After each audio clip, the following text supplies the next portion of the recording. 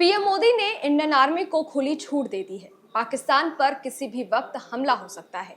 जमीन, आकाश और समंदर तीनों मोर्चों पर सेना ने रणनीति बना ली है।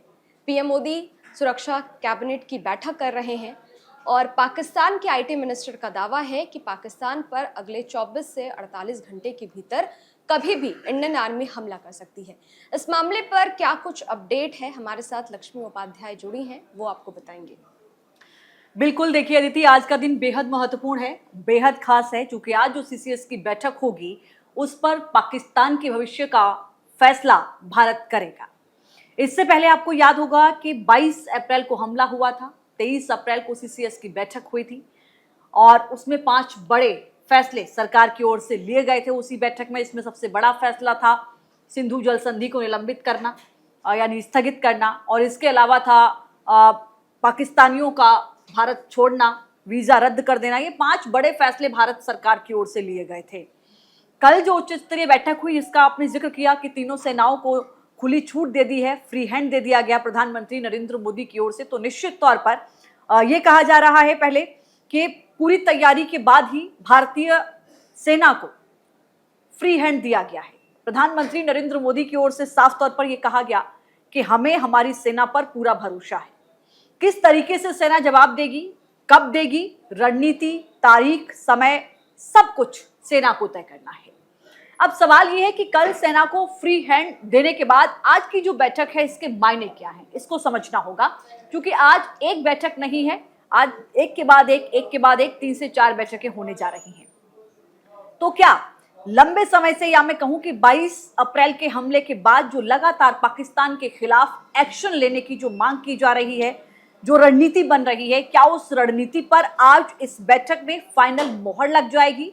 यानी कि क्या आज इस बैठक के बाद हम देखेंगे कि पाकिस्तान के खिलाफ हिंदुस्तान ने कोई बड़ा कदम उठाया है, जिसकी पूरी देश भी मांग कर रहा है और उम्मीद कर रहा है, और भारत सरकार भी उसकी तैयारी कर चुकी है, और पाकिस्तान भी इस बात से कहीं ना कहीं मुखातिब होने के मुहाने पर है। पाकिस्तान ये बात जानता है कि भारत इस बार बड़ा बदला लेगा।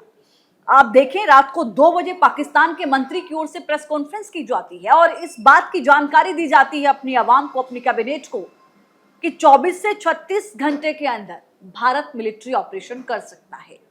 तो क्या इस बैठक के बाद उन घंटों का काउंटडाउन शुरू हो जाएगा?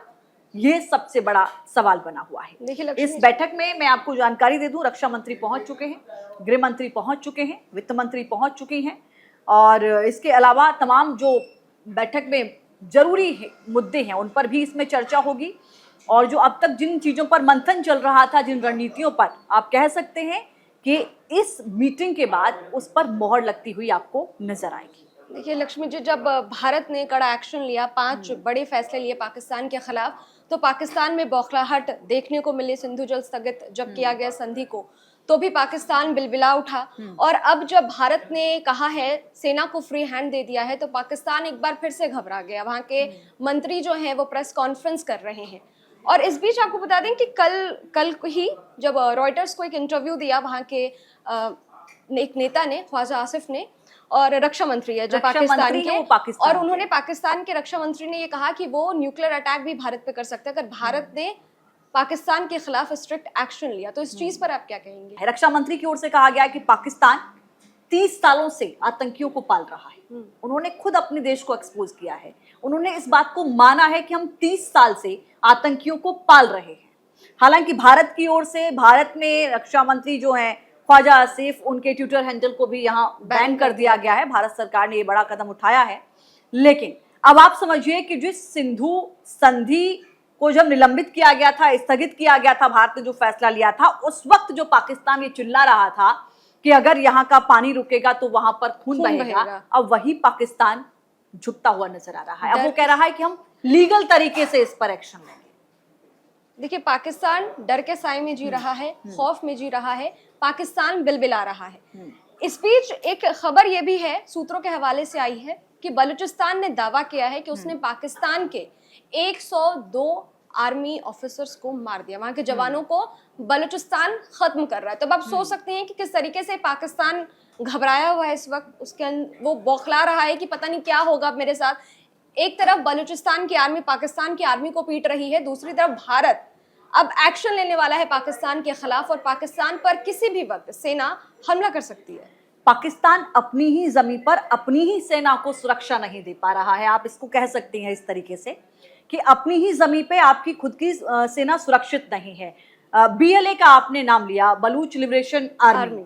अब समझिए, पहले तो मैं आपको ये बता दूं कि ये बलूच लिबरेशन आर्मी है क्या, इसकी डिमांड क्या है, ये क्यों बनी, कब एक्टिव हुई और अब तक इसने क्या कुछ कदम उठाए हैं।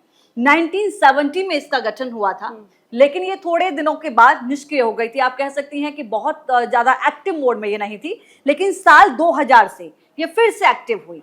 और इन लोगों का ये कहना है, बलूचिस्तान के लोगों का ये कहना है कि जब भारत और पाकिस्तान का बंटवारा हुआ उस वक्त हमें बिना हमारी मर्जी के, बिना हमारी अनुमति लिए, बिना हमसे पूछे हमें पाकिस्तान के साथ जोड़ दिया गया। हम पाकिस्तान के साथ रहना नहीं चाहते, हम एक अलग मुल्क हैं, अलग देश हैं, जो कि हम आज़ादी चाहते हैं। आपको याद होगा कि इसी मार्च के महीने में पेशावर जो एक ट्रेन जा रही थी उसको भी हाईजैक किया गया था बीएलए की ओर से, बड़ा अटैक किया गया था।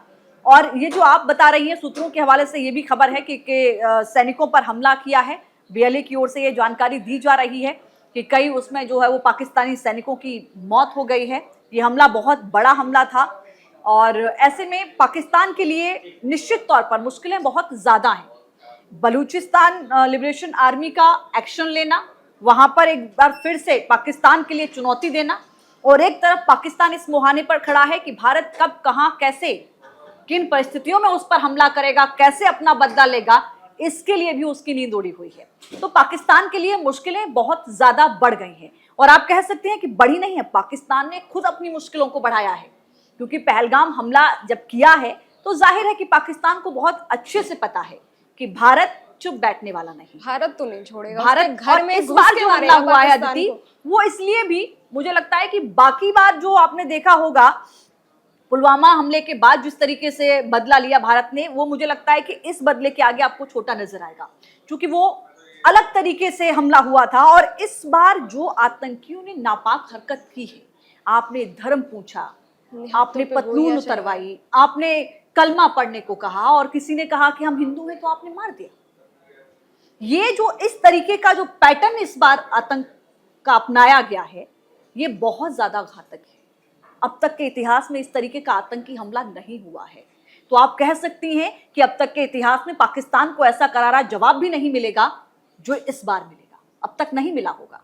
तो भारत उसकी तैयारी कर रहा है कि इस बार का जवाब जो होगा वो शायद इसके बाद पाकिस्तान की 100 पुश्तें हिंदुस्तान की तरफ आंख उठाने से पहले सोचेंगी, और उन्हें ताउम्र याद रहेगा कि भारत ने पाकिस्तान से पहलगाम का बदला कैसे लिया है। देखिए, पहलगाम अटैक के बाद से हिंदुस्तान के हर कोने से बदले की मांग की आवाज उठ रही है कि पाकिस्तान को मजा चखाया जाए, उसको सबक सिखाया जाए, ताकि पाकिस्तान हिंदुस्तान की तरफ आंख उठा करके भी ना देखे।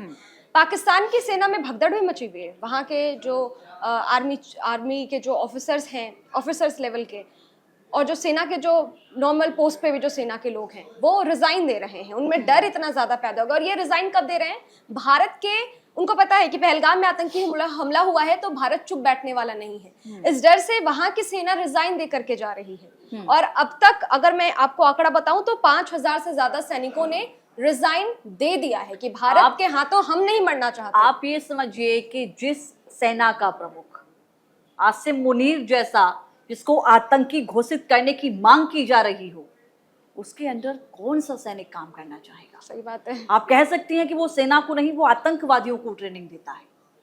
क्यों ना इस पूरे हमले को आसिम मुनीर की उस तकरीरों से जोड़ा जाए जिसमें विदेशी धरती पर जाकर उसने कहा कि हम टू नेशन थ्योरी हैं, हमारी पहचान अलग है, हमारे एम्बिशंस अलग हैं। तो जब इस तरीके की तकरीरें आप देते हैं तो समझ में आता है कि आप क्या चाहते हैं। देखिए, आसिम मुनीर ने पहलगाम हमले के बाद ये भी बयान दिया कि हिंदू और मुसलमान कभी एक नहीं हो सकते। इससे उनके बयान से ये साफ नजर आता है कि किस तरीके से आतंकवादियों को, जो धर्म पूछ कर जो आतंकवादियों ने मारा है, निहत्तों को, मासूमों को, बेकसूरों को, इसके पीछे पाकिस्तान की मंशा और उसका हाथ साफ नजर आता है। निश्चित तौर पर भारत, मैंने क्या कहा, भारत के खिलाफ जो पहलगाम में हमला हुआ है उसको लेकर तो पाकिस्तान के खुद के मंत्री ने ही पाकिस्तान को एक्सपोज कर दिया जब आप इस बात को स्वीकार कर रहे हैं कि हम 30 सालों से पाल रहे आतंकियों को बिरयानी खिला रहे हैं, हम पाल पोष रहे हैं, और इससे पहले आपने देखा होगा कि जब जब आतंकियों को सेना ने ढेर किया है, उनके पास से जो डॉक्यूमेंट मिले हैं, थोड़ी देर पहले ही हमने न्यूज नेशन पर वो दिखाए भी, बाकायदा एक रिपोर्ट चलाई है जिसमें जो आतंकी जब जब मारे जाते हैं उनके पास से वहां के डॉक्यूमेंट मिलते हैं। तो ये तो इस बात की गवाही देते हैं कि पाकिस्तान आतंकियों को पाल पोस रहा है, और दुनिया भर में इस बात को पाकिस्तान झेलता है। दुनिया भर के कई देश इस बात को मानते हैं कि आतंकियों को पैदा करने वाला देश है ही पाकिस्तान। और पाकिस्तान जो है अमेरिका से मदद की उम्मीद कर रहा है कि अमेरिका भारत को समझाए ताकि भारत जो है वो पाकिस्तान पर हमला ना करे। अमेरिका के विदेश मंत्री मार्को रूबियो ने कहा है कि वो फ़ोन पर बातचीत करेंगे हिंदुस्तान के प्रधानमंत्री से और पाकिस्तान के प्रधानमंत्री से, ताकि युद्ध जैसी स्थिति पैदा ना हो, भारत जो अटैक ना करे। और दूसरी तरफ यूएन के जो जनरल सेक्रेटरी हैं उन्होंने जयशंकर से बात की है, और उन्होंने पाकिस्तान के भी पीएम से, शहबाज शरीफ से बात की है, और उन्होंने पहलगाम आतंकी हमले को लेकर के कहा है कि जो हुआ है वो ठीक नहीं हुआ है, ये बहुत ही गलत है, और भारत अपनी सुरक्षा को सुनिश्चित करे, ये भी कहा गया है। तो एक तरफ पाकिस्तान उम्मीद लगाए बैठा है कि इस बार वो बच जाएगा, शायद अमेरिका उसे बचा ले, शायद यूएन उसे बचा ले, लेकिन भारत पाकिस्तान को छोड़ने वाला नहीं है, उसके घर में घुसकर मारेगा। तीनों मोर्चों पर सेना की तैयारी पूरी हो चुकी है।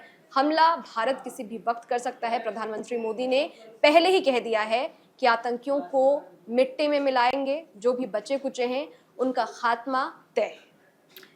निश्चित तौर पर प्रधानमंत्री नरेंद्र मोदी ने जो बयान दिया है उसके अपने आप में बहुत बड़े और कड़े मायने हैं। भारत बदला लेगा, ये तो प्रधानमंत्री नरेंद्र मोदी बहुत पहले ही संकेत दे चुके हैं, लेकिन कब लेगा, कैसे लेगा, कहां लेगा, इसका इंतजार करना होगा। इस वीडियो पर आप अपनी राय हमें कमेंट बॉक्स में जरूर बताइएगा। बाकी देश और दुनिया की तमाम खबरों के लिए देखते रहिए न्यूज नेशन, मेरे यानी अदिति शाह के साथ। न्यूज नेशन अब व्हाट्सएप पर खबरों के ताजा अपडेट के लिए न्यूज नेशन के इस क्यूआर कोड को स्कैन करें।